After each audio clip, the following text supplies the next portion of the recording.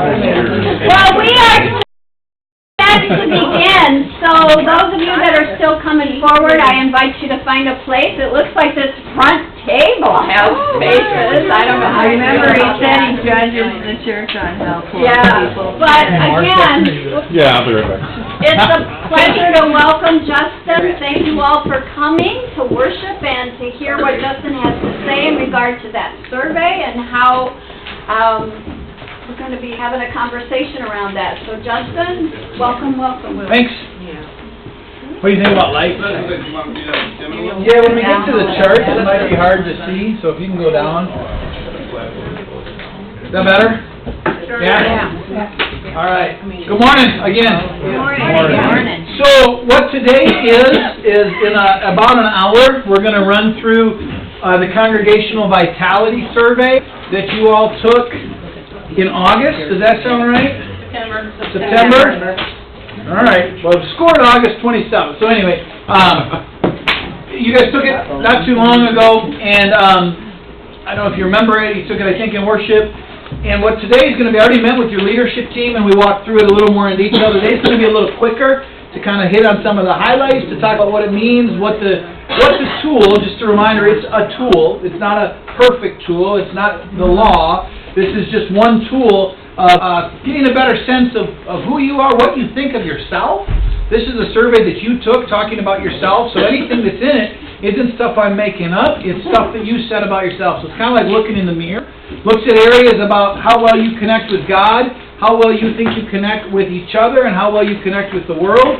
Looks at areas of vitality. So 6-7 years ago, I want to say, the ELCA created a process known as Congregational Vitality. They studied churches that were vital, looking at numbers of metrics based on numerous things: baptisms, growth, stability, offering, impact in the community, and then created this survey based on that. So as we talk about vitality, it's based on things that they saw in congregations that were quote-unquote vital and thriving and sustainable.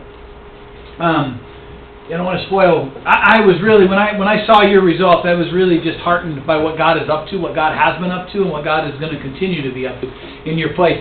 Today is going to feel a little bit like drinking out of a fire hydrant, because there's going to be a lot of data. I'm going to try to pace it, but I do want to honor our time and be done by noon, even though the Vikings don't play, to just make sure that you have your day and enjoy a beautiful fall day here.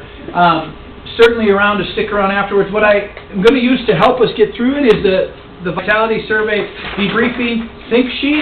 You'll see there's sections on it. If there's things as we're talking about specific sections that you want to wonder about or that you're not sure about or whatever, write it down and turn it into your council, your, what do you call it? For the PPC. Your PPC. And they will take that, and then we'll use that. But this is also going to be kind of an interactive game. I want you guys to play along, and if you win, there's great prizes. Okay? Extra coffee. So, the first thing I want to show you is just who took the survey. Basically, I'm just going to go to the bottom of that. Okay. You'll notice out of the 57 people that took it, 70% were female, 30% were male, 43 said they were active, 4 were staff, 7 were council, 1 was a pastor called the congregation, and 2 were visitors. But I think you also might have went out to somebody that wasn't, like, stick at your school. Yep. Looking at you. Yeah.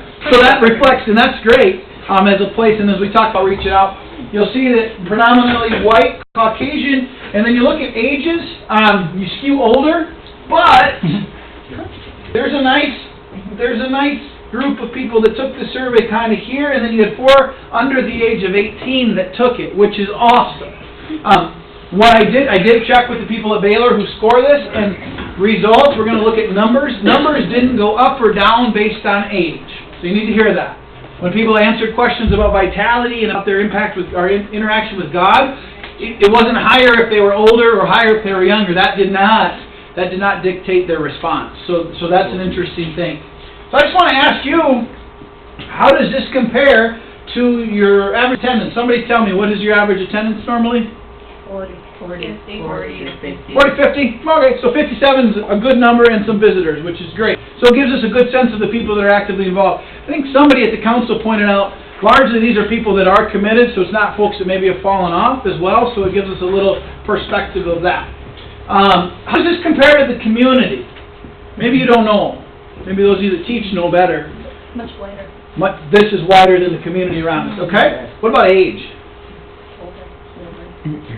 So this is a younger-ish. I don't know, of the people who have kids in this school district, it's only like 20% of the people that live in this community that have kids in the school district, so. Great. Just curious, and we don't need to dwell on it. I know that the 65 and up has much bigger numbers than underneath, which is unsettling because we want the church to continue. Yeah, that's something to absolutely take into mind is when you say age. I want to say, and I said this to your leadership, in a lot of churches I do this with, and I've done it in a lot of our churches, we don't have this. It's this, and then maybe a little here. So at least there's some folks in that middle ground, but then also there's the community around us. One of the tools that your MET team might use in leadership is Mission Insight, which is a demographic tool, which will give it that answer, like who is our neighbor, right? Why does this matter? Well, I believe the church is called to be a church in the world, in our community, to serve our community. And what's happened to a lot of our churches is they don't reflect the community around them much of all. Not that it's a fine line. We don't want to change who we are in our beliefs necessarily to appease people, but it's also interesting to hear who's out in our neighbors, and if we don't know our neighbors, why? And how do we get to engage them, right? So just to get a sense of that, this matters. But just a little bit of demographics on the front. All right. We're going to go to what's called the God scale. So, this does it in three things. God scale, each other scale, world scale. So on a scale of 0 to 5 is how this is going to rate you. Don't get caught up in the numbers per se, right? And why I say that till the end when it plots you, because some congregations think they're amazing and they score super high on everything, right? They're like Tigger, this is the image I use, and some are like Eeyore, who feel the sky is falling and everything's scored low. Does that make sense? So what we're looking at is trends, and then the places that it interacts and is different. So we're looking for those differences between it. So not to get super caught up on the numbers, but we are going to look at numbers 0 to 5. Normally churches are in the 3 to 4.5 to 5 range, so as we start to play our game, you'll see what I mean. The God scale looks at things like how well you grow in your faith, how your relationship is deepened with God. Is worship a place of vitality and spiritual growth? How do you handle relationships? Do you welcome people? How do you bring people into the life of the church? Okay? So, a couple of things that stuck out to me. You are a church that says you're focused on doing God's work. Okay? According to the survey, those that took it, worship is a place of vitality and a place where their spirituality is strengthened. Mission is there. So when I say mission, on the survey it asks if people have a clear sense of what the mission of the congregation is. It's there, but it could be a little stronger. It's not necessarily clear. You guys are committed to spiritual practice outside of worship, like off the charts compared to a lot of churches. Not to make you feel good about yourself, but feel good. That's a good marker and indicator of vitality, because we're called as Christians to grow in our faith, I believe. And that's a nice sign. People are praying, they're talking about their faith, all of those things outside of worship. Faith formation, none of this is terrible, but children faith formation is a little lower comparatively to the other things. It's a little growing edge, but some of that is just the lack. As less children are here, people see that and often will score lower, just to be aware of that. And then idea of change is not that welcome. There's a question, are you willing to change? And are you willing to change to live into a purpose? And it was pretty low. And we talked about this with your leadership a little bit. There's terrible jokes about being Lutheran and not liking change. Right? Like the one, like how many light bulbs or how many people does it take to change a light bulb? What's change, right? Like there's terrible things about that. I don't buy that. And here's what I mean. I think we have to be careful when we talk about change in the church. And why I say that is what I'm hearing from people that are so committed to churches across our synod and the ELCA. Church is often the only place that provides stability. It's the only place that provides a place where I can come and I know that what I'm going to get is going to be steady. Doesn't mean we don't challenge, But I've learned to accept the fact that we have to bring change along slowly with mission and vision in front of us, because how dare us say, just change or you're going to die? That ain't cool. How do we evolve? How do we roll into that? Because church, when people's lives are falling apart, when the world around us is whatever it is, how do we grab that hope and that faith? So just to be clear on that. But your change scale was pretty low. And then there's excitement about the future, and then there's not excitement about the future. We'll talk about that in a minute. Pretty much split. About half of you are super excited. About half of you are like, let's close it up right now.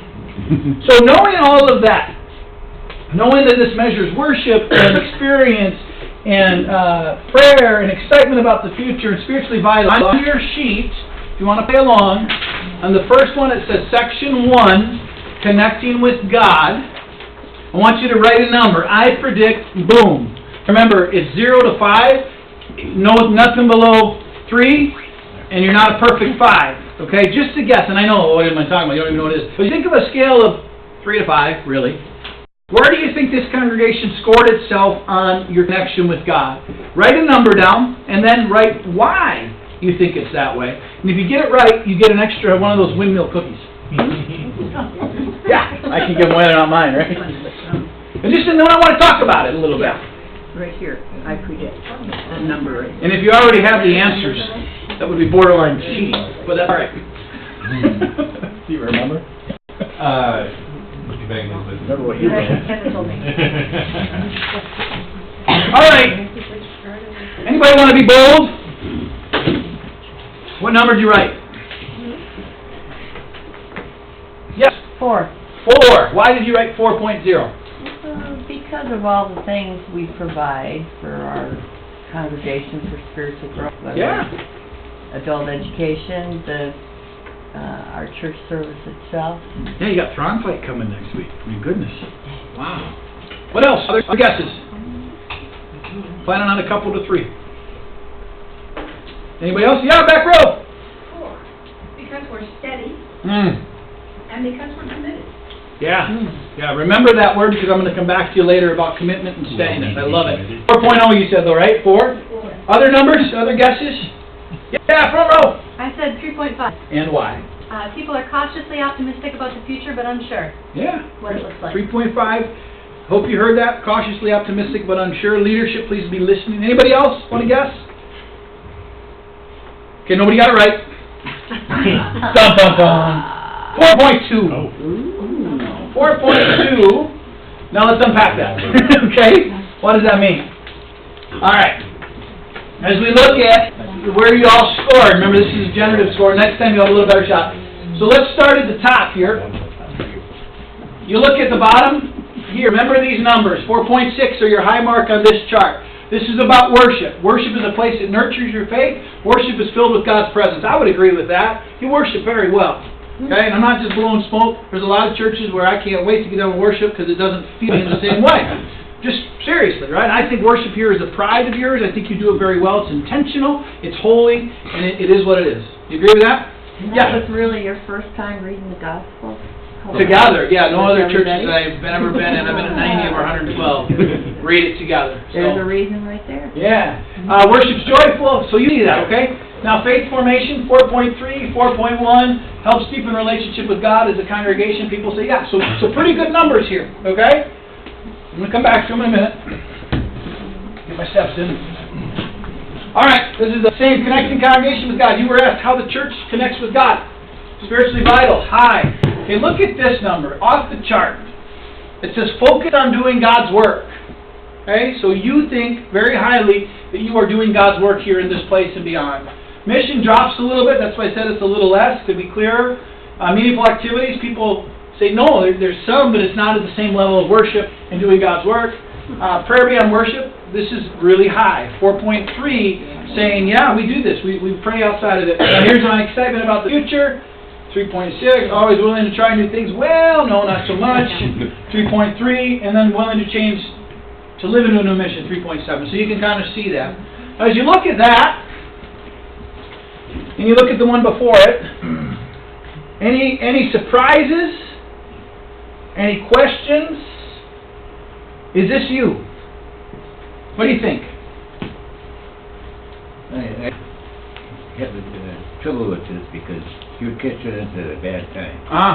And the survey a year or two ago, we would have been off the charts. Would have been different. Yeah.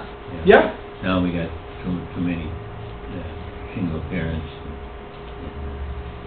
people that aren't working. Yeah. And when I started here about in the late 50s, things were just beginning to turn around countrywide, the economy. Yeah. And it built up. We lived through the best time we could possibly live during up until the 80s, 90s. So that survey taken then would be different than what it is now. For sure. And now I'm glad to see that some of these things, I'm a crepe hanger as far as looking at the future right now. But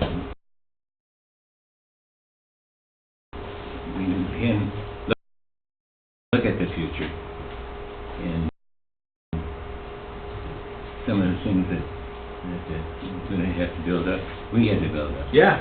So we built it up, so maybe we can build it up again. Very good perspective, that would it be different depending on when you take it, we're in a tougher time? Exactly, great, thank you for that. Others, does this reflect what you think is real here, right now? Is there any surprises? Council can talk, or PCP, PPP, PPR, whatever. You can talk too. Council's fine. Yeah, go ahead. I wonder how these numbers would look different maybe a year ago before we had quite a few younger families leave, just to be frank. Others? Just raising issues, and again, this is to help our leadership think about it and hear it. Probably looked a lot different, I would assume. I think so. And I don't know that it would be higher or lower in any of these given areas. I wonder if that some of these things aren't working for those younger families is why they left. Yeah. And so we're skewing higher now. Yep. When I want to talk about that, that's great. I was surprised that helping children grow in faith was so high. I mean, it doesn't seem there's a whole. I mean, we do have a Sunday school and that sort of thing, but the turnout is quite low, as I understand from a teacher, and I don't see a whole lot of child-oriented stuff here. Good. Okay, we're going to keep rolling. Again, this is information gathered. One of the things I looked at is pace of spiritual growth, and I want to come back to what you said in a minute. You'll see here, 26 are slow but moderately growing in their faith. Pretty much Lutheranism across the country, right? We don't do anything fast. It's just true. Moderate and slow, I mean, that's kind of our faith. That's our theology tends to be that way. 4 people said they're growing rapidly. Whoever that is, I pray you find them and they're in leadership or they're helping. And if you don't help them grow in their faith more, guess what they're going to do? Most likely. Not true because you're super committed, probably. But a lot of times those people, to your point, remind me of your name, Andrew Tenwell married you, I've heard that story. But, yeah, Allie, so to your point, a lot of times those people leave. Right? If they're not getting what they want, fed, stirred, it's not all on the church, don't hear that, but that's a very important thing to be mindful of. One person that took the survey said they're not growing in their faith and they want to grow in their faith. Okay? So that's important. And then 13 said they're not growing and they're content. And there's a variety of reasons for that. We talked to Dust about this in the council. And I tend to read that and say, okay, wait a minute, we have to do more to help people grow, but people pointed out there's different reasons. People might just be happy with where they're at. The question's not super great worded. I still want to push that we are called to help people grow in their faith and see that. So wondering why, if someone's content in their faith, I want to know why. So let's talk about it. Let's have those conversations. Let's figure out where people are at or what they're looking for. So just pretty healthy stuff here. It's the highest percentage of total, the ratio here per capita, that's the highest I've ever seen of people that are content in their faith. So maybe y'all are just self-actualizing your faith and you've gotten there. That could be. But why and how did we arrive there? Or maybe people just, again, it's one question, it's one tool, but I want to know more about that if I'm in leadership. Okay. Prayers, devotion. Just real quick on this, you'll see that 5 people say they never pray or devote outside of worship, and then 7 only do it once. So a lot of the people that aren't growing, this isn't just on the church. The church can offer the best Bible studies in the world, but if people aren't going to do it, right? So maybe you ask the question, what is it that people long for? And then I was just, man, 36 people are doing it regularly. I don't like the word regular, because if I do it once a year on January 1st, that's regular. But I think when people take it, they're actually thinking, I do this as part of my life. That's where you remember when I said you're off the charts with spiritual vitality outside? That's why. Because you're a committed group of people that are committing to the Word and prayer. And then same with the one below it. Yeah, 13 people aren't really talking about Jesus and God in the congregation, but the vast majority are having those conversations about what God's up to while you gather in this place. That's a huge sign of health. For those 10 and 3 that aren't, let's push. How do we create places for that? Future. Okay. Excited about the congregation's future. 20 people either are not or really are not. Okay, 4 people strongly disagree. 26 people agree, and 8, so 34 are excited at some level. And what I want to know, so 20 to 54 aren't, 34 are excited about that. Why? And I just want to name it here. Why, and you don't have to out yourself, so let me ask it this way. Why might somebody not be excited about the future of the congregation? It's shrinking. Okay, yeah, amen. Because we're on a new pastor after 30 years. Transition after a long-time pastor, right. Why else might people not be excited for the future of the congregation? Justin? As there is diminishment, there are growing, the amount of people to do the same responsibilities is, there are less people to pull from. So fatigue and burnout of the people that are committed. And what that means for trying new things. Yeah. Well, let's try new Yeah. things with less people. Yeah. We struggle with that. It's a huge hill to climb. Right? Other reasons people might not be excited about the congregation's future. We'll get to the positive too, but let's stay in the negative for a minute. Yeah? Not enough children. Not enough children. So looking around and the Sunday schools aren't what they were. Where are all the noisy kids? Yep. Anyone else? Why might someone not be excited about the future? Again, you're not outing yourself. Just the way the world is. The general population of the world. We're going into another election of the president. Bad time to try and grow Gotcha. population. So the Anybody. polarization, division, It's just the way all of that. Amen. All the negatives too. Thanks for naming that. That's real. Linda had her hand up. Linda! Where's Linda? All right, you had your hand up. I think a lot of people would like to see more change. Good. Great. People I know. She would like to see more change, and some people would, so maybe there's not excitement based on not changing enough. So, again, kind of this is all the sharing and listening, and this is so helpful. Yeah, back row, and then we're going to move on. The demographics of the community. Yeah, say more. It's hard to include people who have a hard time speaking English. Okay, That we can understand when they are talking. sure. It's hard to know how to include them. Yep. So just to change demographics of the community, again, I lift up Mission Insight as a way, who is our neighbor? And nothing beats about talking to people. But that's a really reality. Thank you for sharing that. Why might people, now look at, more people are excited than not. So why might people be excited about the future of the church? It's an opportunity to change. Opportunity, transition is an opportunity to change. Amen. Yeah. What else? We're family and we're in it together. Family and in it together. Preach. Who else? 8:30 at 4, you said you were excited, so come on. We're not here. They're not here. We're not here to entertain. We're here to worship, Okay. and that's job one. Yeah. And worship is a place that's done well, right? So there can be excitement around that. That's what we do well. Yeah. Great. Other excitement. You can only go up. You can only go. When you're at the bottom. You're not at the bottom, folks. You just wait. No. Yeah.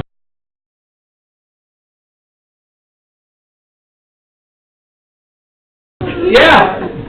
I was just back in feeling of community. I mean, I've lived out of state several times, but I've been going to this church since I was 4.5. I have my other mothers here that have supported me, and then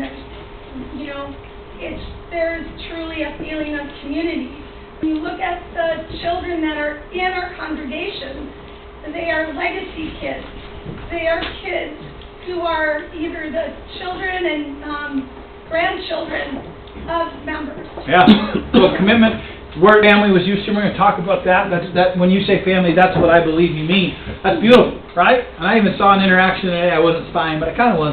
Somebody came, hadn't been here in a while, and the embrace and the welcome was real, and it was warm, and it wasn't shaming, it wasn't like, where the heck you been? It was more, wow, I'm so glad you're here, right? So that's huge, that's huge. Okay, on your white sheet, if there's anything that surprised you that you didn't share on that section 1, or anything you're wondering about, write it down, and then you'll give that to your leadership on that council thing, okay? Do we have more white sheets? You can have more white sheets. Doug, thanks. Tech guy and handout man, look at that. All right, each other's score. I want you to do the same thing here. The each other's, looking at how you connect with one another. How well do you seek out and use others' gifts? Build community, include new people and youth, incorporate newcomers, manage disagreements. That's what this scale measures. Again, write your prediction and why, section 2.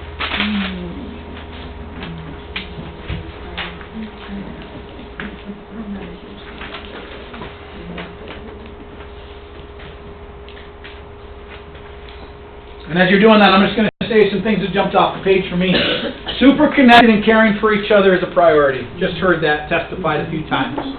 Belonging and committed. I heard the word commitment in the back earlier. You are wholly committed. Wholly. Your whole self committed to this ministry. Those that are here. Visitors are welcomed. They're accepted. Yeah, but then we don't know what to do with them. Tension. Your tension score is absolutely golden, and I want to talk more about that when we get there. Why I say that? It doesn't mean that there's not tension, but it's really awesome. Okay, any guesses on how you scored? Because of our commitment with John Glenn and our Christmas things. I mean, John Glenn is huge. Yep. And I would say that our community is really high. Our commitment to the community. So this is each other, though. This is inside the walls. Oh, inside? Yep. The next one is outside. So, but carry on. Number guess?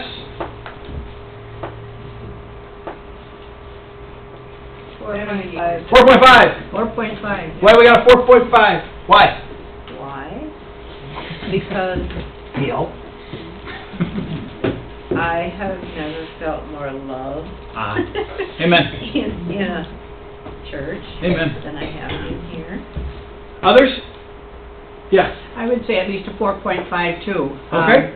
Before I even became a member, I was asked to be an usher. They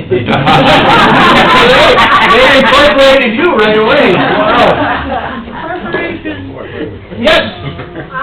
I would say visitors are welcome, and if anybody needs incorporation, we still need maybe some head jive or... Well, look at that. Any other guesses on where you're going to be? What did you say was your number? I would say about 4.7. Okay. I agree with that, 4.7, 4.8. I think a lot of these things have to do with having Bob here for so long and making a, just a consistent. You were all wrong, I just want to say, but that's all right, because remember, this is a huge scale of different things, and it's going to break down why that score is lower than that, because on family, on commitment, on taking care of the things just you're talking about, you were super high, but your overall score was 4.2, okay? I would say that we came to St. Paul in May, and I expected to do a little church shopping, go to this church, go to that church, make up our mind, but the first place I came was just by accident, was Ross Lutheran. And, hey, why go anywhere else? That's a huge testimony. So here's your scores. We did the same thing 30-plus years ago. So if we take this out for a minute, and even that one, you'll see that you're off the chart. 4.7s are kind of the things we talk about when we think about connecting. Close-knit family, we're going to come back to that in a minute. This is 4.9, supporting members in times of need. And that's what I just heard. I've never felt more loved. I've never felt more cared for. This is my place. They will take care of me. And I think that's why this number is high too. Okay, but relationships are so we take care of each other, but we maybe, according to you, the depth in that they're not super. They could be stronger comparatively. That's still a really good score. You welcome visitors. 4.7. Right. Every church says they welcome visitors. It's not that I don't believe you. I think you do. I went to a church, I was going to do this with their council, right? I worshiped there, leadership heard this. I didn't have my collar on, it was the summer, I was walking in there, I think at the time I had an earring. I mean, scary, right? And not one person looked at me and welcomed me. Sharing peace, nobody, except the sweet elderly lady next to me finally looked at me and said, "Who are you?" and then I went to fellowship, and still nobody talked to me other than the person that should have known because I'd known him from a previous life. Went to the council, I said, "How do you guys think you welcome people?" "Oh, it's our gift. We're so good at welcoming people," right? So it's not just saying we do it while it's doing it. I believe you when you say that because of the things I just heard and because I saw a little bit of it this morning. You accept newcomers, so you don't accept them as much as you welcome them, but you're accepting them. Right? But then, this is that incorporation piece. So, again, this is people reflecting on themselves, also reflecting on looking at the church. Is it always the same people doing the same, right? I mean, some of this comes from that fatigue and lack of growth. But just to be aware of it, that as the church is changing, largely millennials and others, and then even now it's going up to the boomers and beyond, people are leaving church when they feel they don't have a place to give back, to be part of the worship life, the life of the community. So just to be aware of that, 4.1 is a little low, not terrible. Now we drop a little bit here. Youth and young adults are low, 3 4. Some of that is there's just not a lot of them around, per se, what it used to be, so that's a reflection of that. And then you're pretty healthy in handling tension. Gifts of all ages are sought out at a little lesser clip than that, okay? As you look at this, any surprises, anything you're wondering about? Well, Yep. what usually happens with new members is they're adopted by someone. Jack Atman, I don't know how long Jack has been gone, but I was driving home and was like, "Oh my gosh, that looks like Jack Atman driving."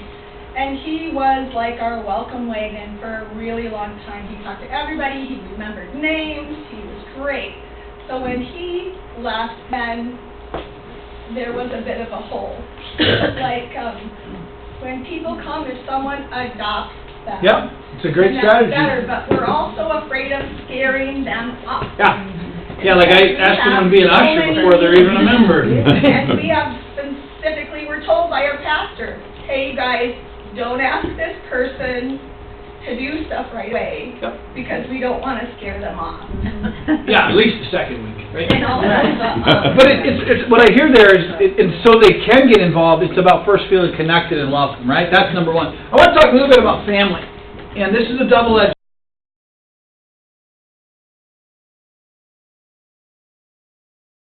sword in our churches, especially in small churches. We say family, we think we're caring. We take care of each other. We love each other, right? All of that's true. The problem is, and again, I don't know you. This is my first time in worship with you. Sometimes when we become close-knit family, and it's hard for new people to get involved, right? So just to be aware of that that we have to intentionally work on providing on-ramps for people to come and be part of that situation. So I want to celebrate it because I believe it comes out of a place of true care, but I want to challenge it to say, okay, how do we engage other people and form that? You should mention on-ramps, because we just got our street finished.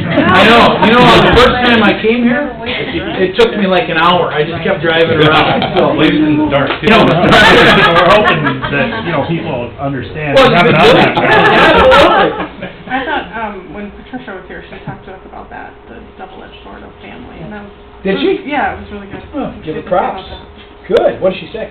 She told me a couple different stories Mhm. about how that can be really close, Mhm. and how that can, there's kind of two ways to see it. I don't know. Good. I'll tell her that you quoted her word for word. All I right. think what Katie said, for those of us who don't have as good of hearing. She said that when the bishop was here, Patricia talked about that a little bit, about the double-edgedness of being a close-knit family, and shared a couple stories about how it can be good and how it can be challenging, and helped you think more critically about that. Is that, Yep. Katie? Woo!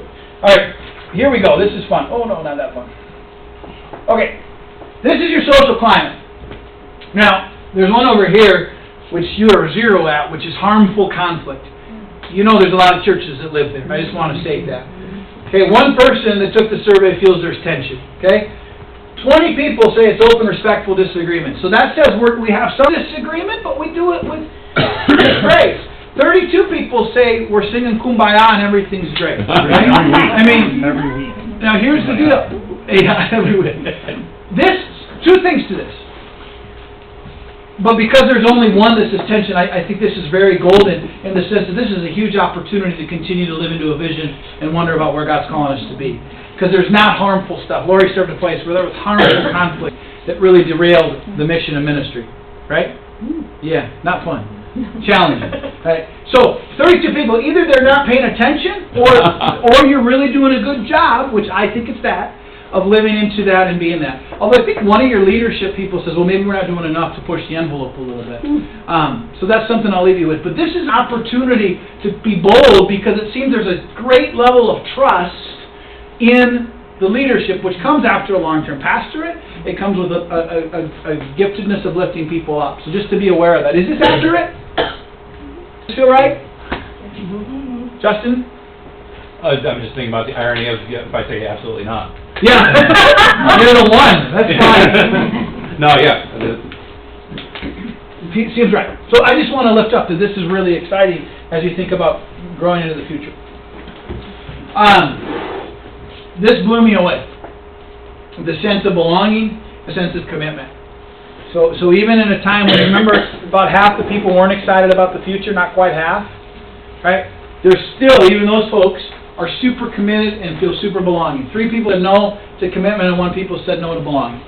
Okay, and that, I mean, we also had a person that wasn't even part of the church. So you have to remember that the person from the community that took the survey. Again, this is golden for a future that God's calling us into.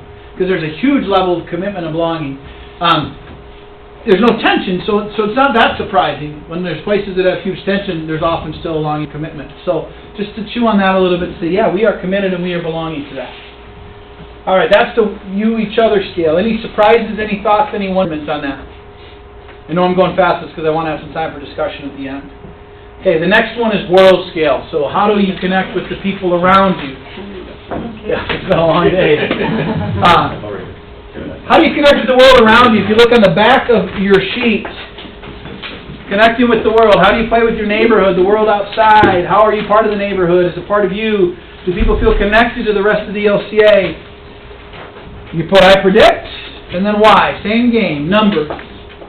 One way to think about this often is, if I was to go knock on the neighbor's doors around you, and I would say, hi, tell me about that church across the road. What would they say? You get a big argument from that guy over there. Okay. So that means you talk to him. That's good. Right? But Cross Lutheran, that's the church. That's the church that what? So just think about that. The other question I like to ask is we're thinking about how we are involved in the community. If I was to board all the windows and lock you down because I had that power, I don't. The Senate doesn't. I shouldn't have said that. We can't do that, right? We won't do that.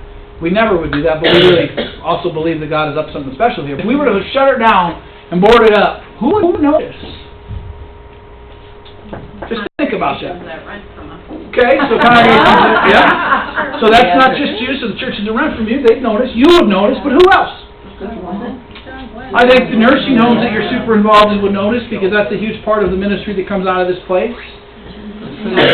Shores and Cardigan Ridge. Yep, the school, but just think about that. Who else would notice? Okay, guesses on your score on the world. 4.5. 4.5, why? Because of our, Outreach. there are certain members in this community, and there are a lot of them but they are the same people most of the time, that work in John Glenn. Yep. And we have huge commitment to John Glenn. But we also have people who are very committed and are the ones, the small but mighty and tired group that does the monthly meals. What do we call that? Shelter. Eating at the shelter. Okay. And then, there's Christmas Fest. So, Can anybody think of something? so outward focus is good. So, Joseph's Cove. so numbers, what are you thinking? Above 4.5. 4.5. Because of those reasons? Cool. Anyone else? Just curious where you're at. Nobody's got it right yet. No cookies. I'd say 3. 3. Why? Because none of our, actually, the homes in our neighborhood, I don't think they have a clue who we are. All right. Thank you for that. So 3.0. Not right, but good. Thank you for speaking. Yep. It's not about being right either. I just want to see where you're at. This is really helpful. I think that some of them know who Michelle is, but Michelle's not here anymore. Michelle made an effort Gotcha. to go out and make Yep. communion. Good. Any other thoughts on numbers? Here's what you said. You're a positive force in the community. And I think as we unpack that with your council, it was about John Glenn. It was about the outreach. And I'm so struck by the way that Pastor Amy's ministry and outreach is part of your DNA, right? I mean, it's a very big thing that you guys do. It's not that, oh, she serves those people. That's us. That's our community, right? And that came up to be a positive force. I think that's what I heard. And is that true? I'm looking at Pastor Amy. But you feel very much that that's part of the, I think so. people know their faith and you live it out. You address social concerns, collecting needs. Lack of connections, though, with other congregations. Your overall score is 4.0. Not bad. None of this is bad. But here's why. So let's start at the high. 4.6. You're a positive force in the community.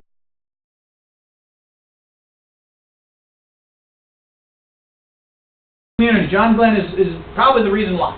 Right? And that's a huge party. That's awesome. You interact with the local community, 4.5. Super cool.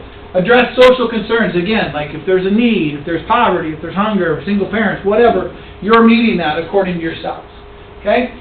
Your faith being lived out is a little 4.1. Equipping people to share their faith with others, that drops, right? So that affects the score. How do people actually go and talk about their faith in the world? Especially in a time when, as you said, we're in such a hard time in the world. How does one do that? But you're saying, we're not doing it super great. Okay.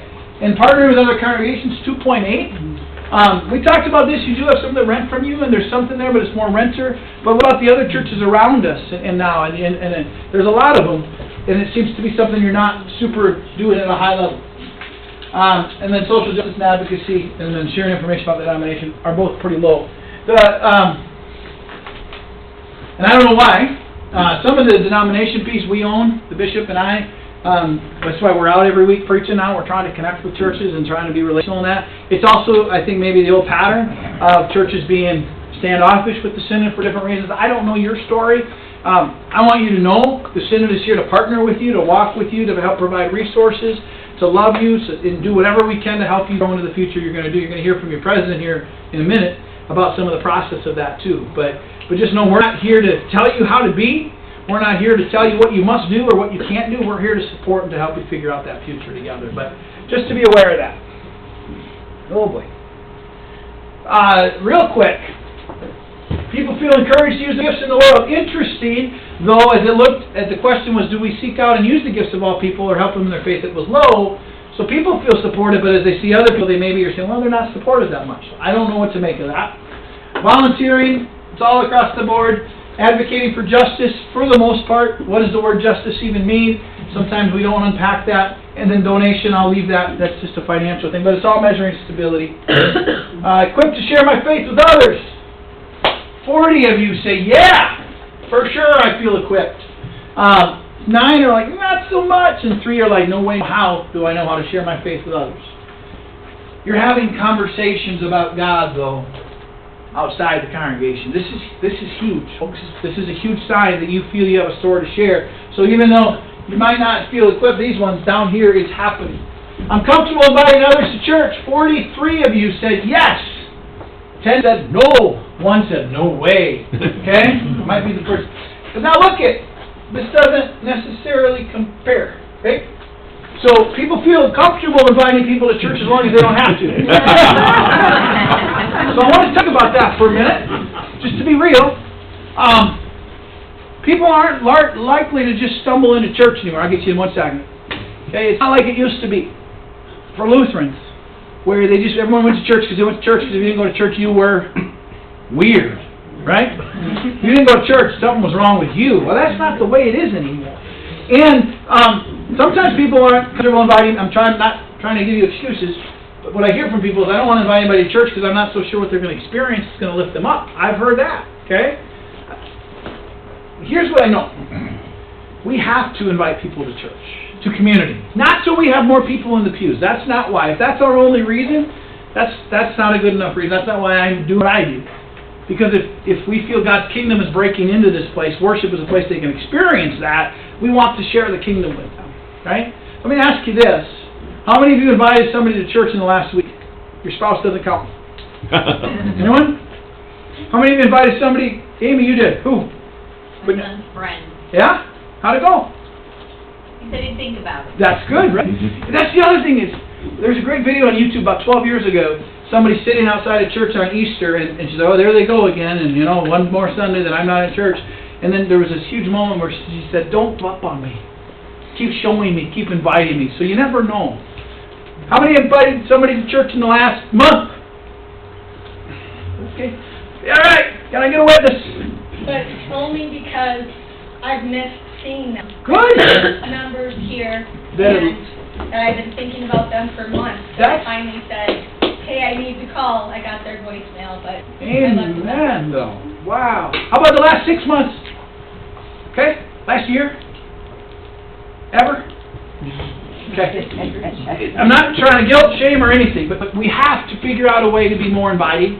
We have to move from welcoming, from being a welcoming church to an inviting church, and then an inviting to an incorporating, right? Those are the moves.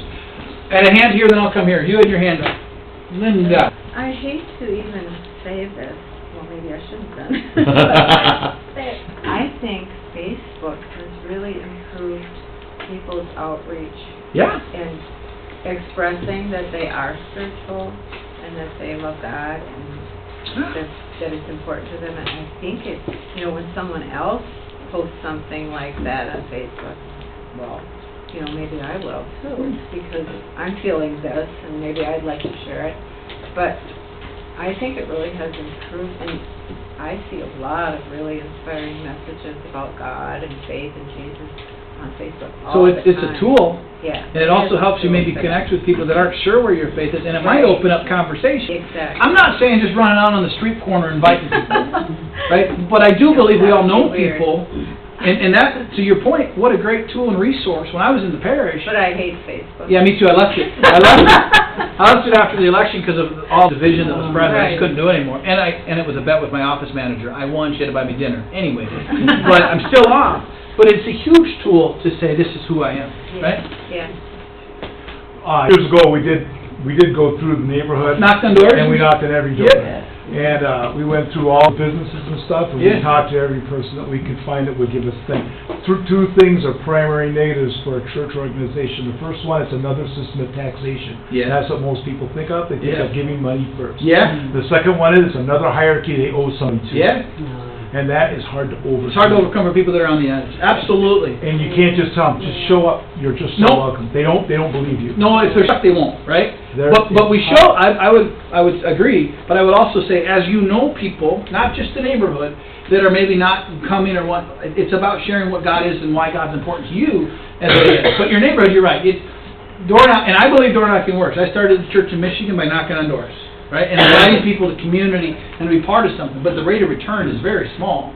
It's better than a mailing, and it's better than the newspaper. It's worth talking about God, though. Yes, and also asking about gifts and needs in the community as a way of relationship. But I agree, the stuckness there. But it's not an excuse not to do it.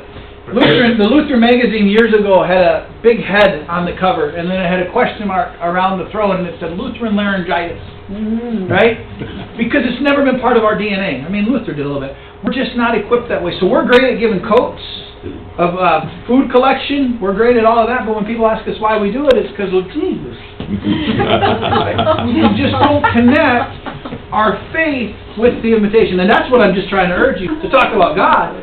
And then Bonhoeffer said, and when I started church, this was a word for me, if somebody rejects my invitation to experience Christ, that's not on me. I need to let it go and move on. It's not personal, right? You just need to... You had a hand here. So your phrase just there of rate of return. Yeah. That for me is what I think all of this is. We shouldn't be looking at a rate of return. You're right. Yes, absolutely. And I said earlier, it's not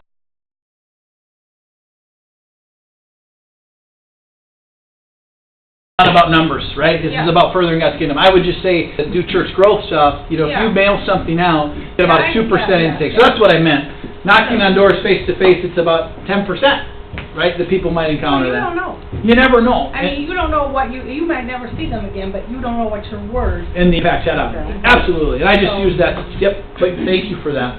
I do, again, folks, this is about filling our church. Right. I think this is about figuring out who God's calling us to be and letting it go from there.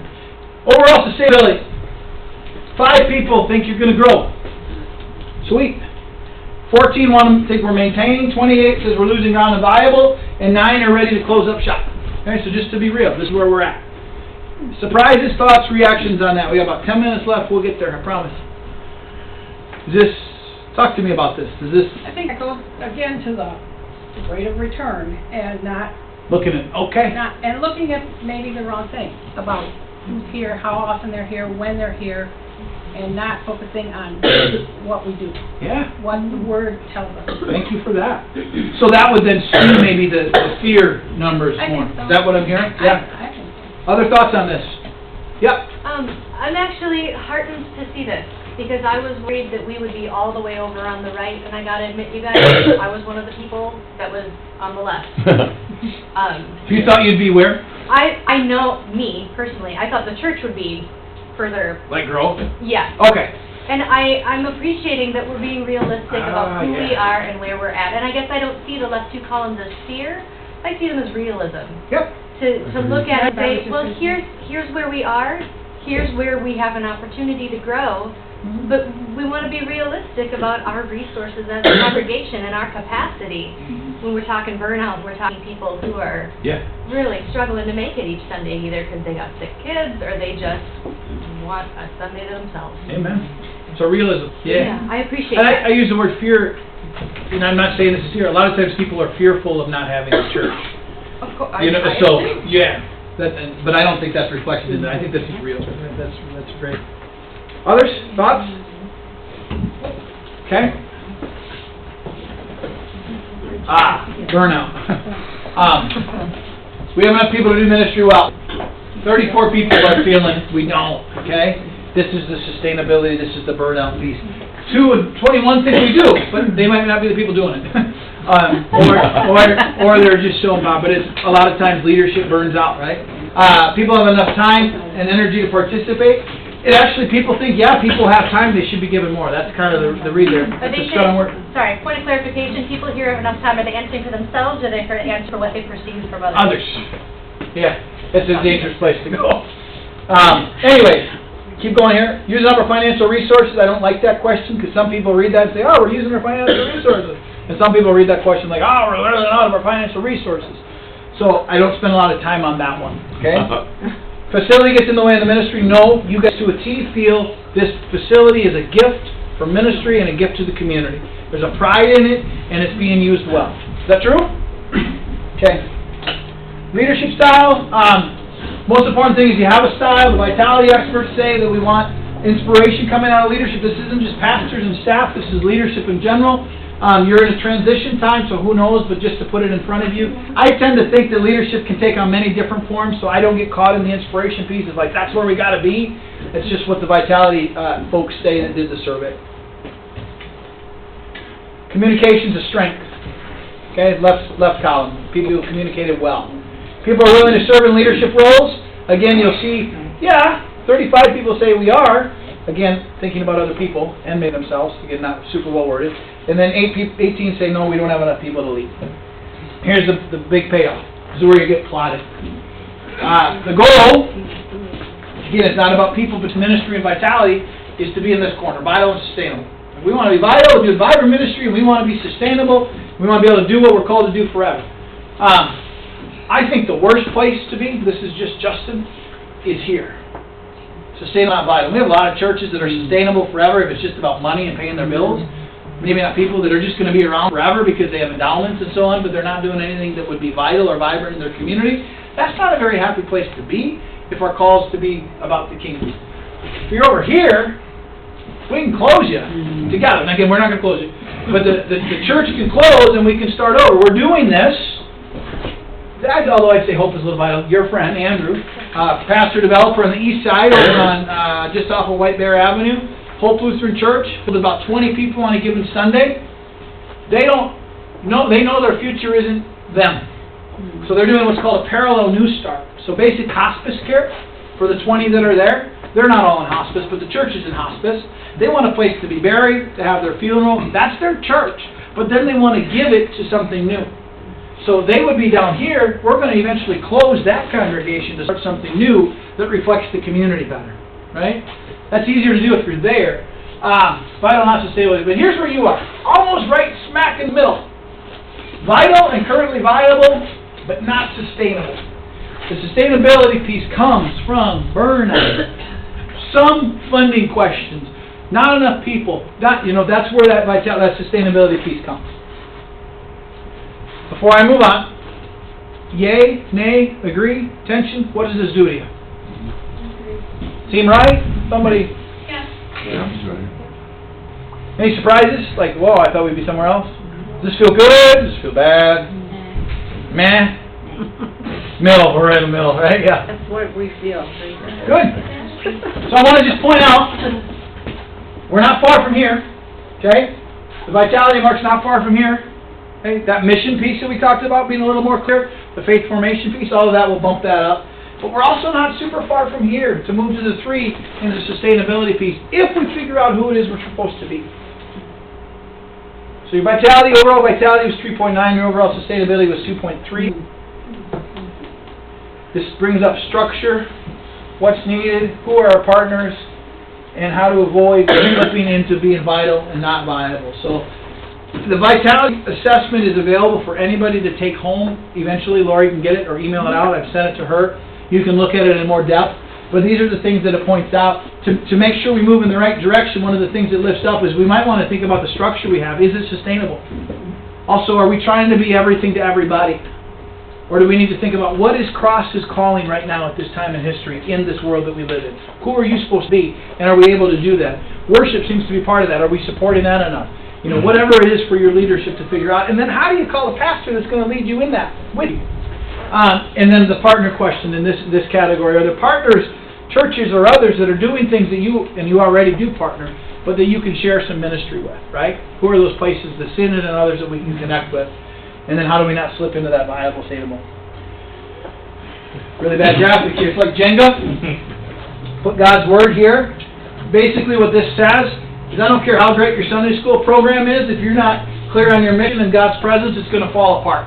So we've got to start with the basic blocks of relationships, mission, perfect, and we continue to move up. A lot of times churches will start with programs and it won't go anywhere. So we just need to be aware of that. So just some final stats and then we'll chat. God's presence, 24.6 of you feel that God is active and present in your life and the life of the church. The goal is 20%, you're over that. Sense of mission, 4.4. The goal is 4.5. So you're right there. Relationships, holy smokes, 91% healthy.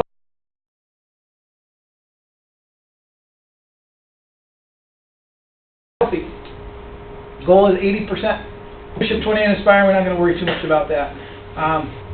What does this mean? Here's what I think, and take it or leave it. I do this a lot, and I'm in a lot of churches, and it's not always as fun of a conversation. I mean, a lot of times we're dealing with tension, and we're dealing with, like, what's our future? I mean, this is really, as I saw this, I wasn't surprised, but I didn't know you. I knew Bob a little bit. I had no idea who you were. And as I started to get to know you and started to hang out in the dark and get lost and find my way here, and started to see your love for this place and commitment to the community, I started to get excited. And then I saw the results, and I'm like, whoa, something's going on at Cross Lutheran Church in Maplewood that can be sustainable. I think we got to think real critically about what are we going to be, though, because you can't probably continue to do everything and expect it to just keep going, because you're going to experience burnout. I think burnout's a real deal. You talked about it, and we don't have time now. Folks that have left, right? Part of wondering why. Again, not to be everything to everybody, but what was going on. Also, longtime pastor that leaves, people often leave. Just get used to it. That happens. They may come back, and maybe already are. You have a good interim, you good. And Amy's here leading, so you have some consistency. But Bob was here for. He was an institution.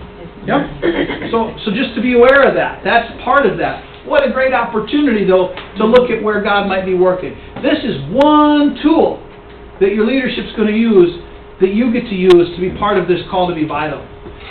I think there's great soil to continue to dig into. I really do.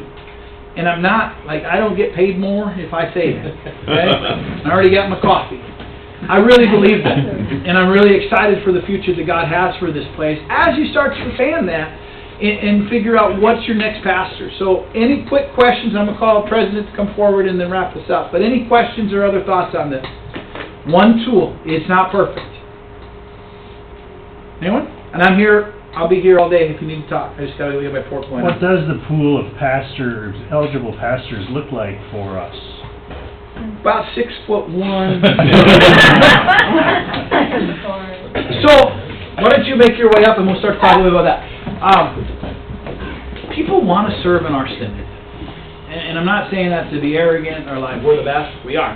But, and I mean that the Twin Cities is a desirable place for pastors to serve, for one. So, I mean, I served in northern Michigan. I started a church in Michigan. We were lucky to get 1 or 2 new pastors a year because it's just people weren't dying to move to Michigan, right? Lutherans want to live here. This is a desirable place. Also, our synod, even as compared to the one across the river in Minneapolis, Bishop Lowell has worked really hard to create a relational synod where people feel loved and supported, which is even more. We probably get 7 or 8 emails a week of people that want to come into our synod. We don't talk to all of them. We can't, but we're looking. Also, what does it look like for you? Honestly, and I don't know a lot about financials or where you're at or what's going on, if this is really you, there's going to be somebody that's just dying to serve a church like this. And I mean that. So I don't think you're going to have a hard time to find a pastor when you're ready to work through, not a long interim, but to work through a long pastorate to the right speed so that you're ready to call a new person.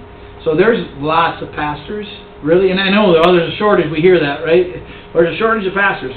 That's true to a point. There's not a shortage of pastors in the synod. There just isn't. Because, now, there might be the shortage of the right pastor. So I want to work real hard with you to make sure that you find the right kind of leader that's going to be right to walk with you in this. But you got some good opportunity, for real. Here's in the ministry. Now, what's the description of the pool of people who are sending you emails and stuff? All over the board. Here's the ministry. Yeah, from 0 to 40. I mean, it's all across the board. But part of your leadership job is going to be to figure out what can you afford. Okay, because experience often means money, not always, but also to be honest, what do you need? What are the gifts that you need? That's going to help to be determined through what's called a mission exploration team, a MET process. They will be the ones that will work on your ministry site profile, which is basically your resume that we send out to potential candidates. What a great segue to you. You like that? Madam President.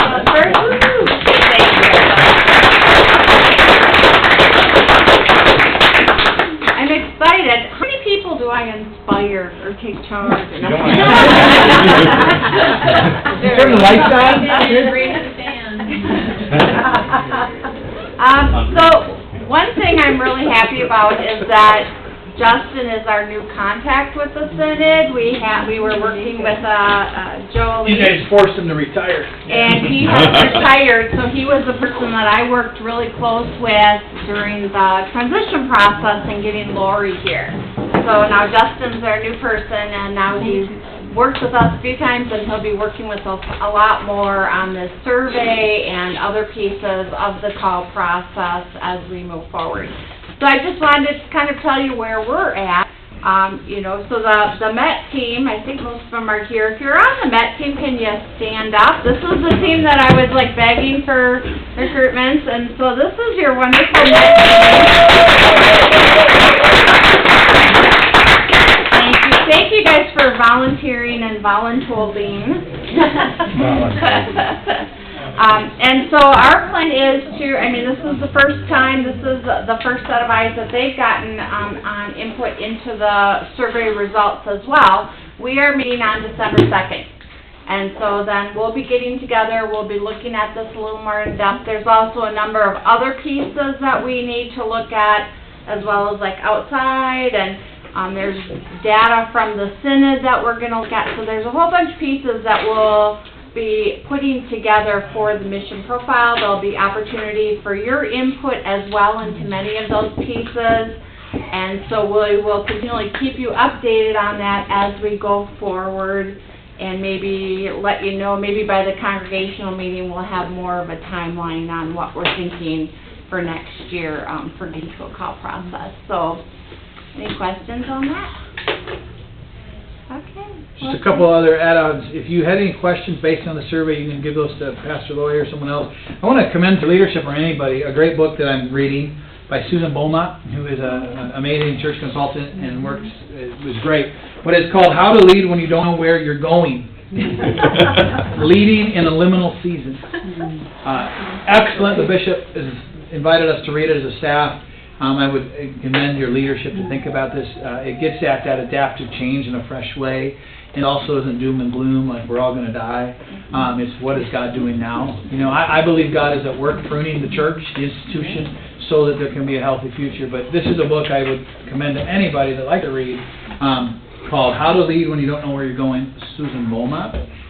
And about the MET process, eventually the MSP will be completed, and your leadership will decide how to get that information out, either through a town hall forum, where they lead you through that process. So you as a congregation get to say, yeah, that's us, or no, that's not us. We need to make that us. So that process is very much communicative, and we're here to support that. And then get your call committee started and rock and roll. So it's all good. All good? Yeah, thanks.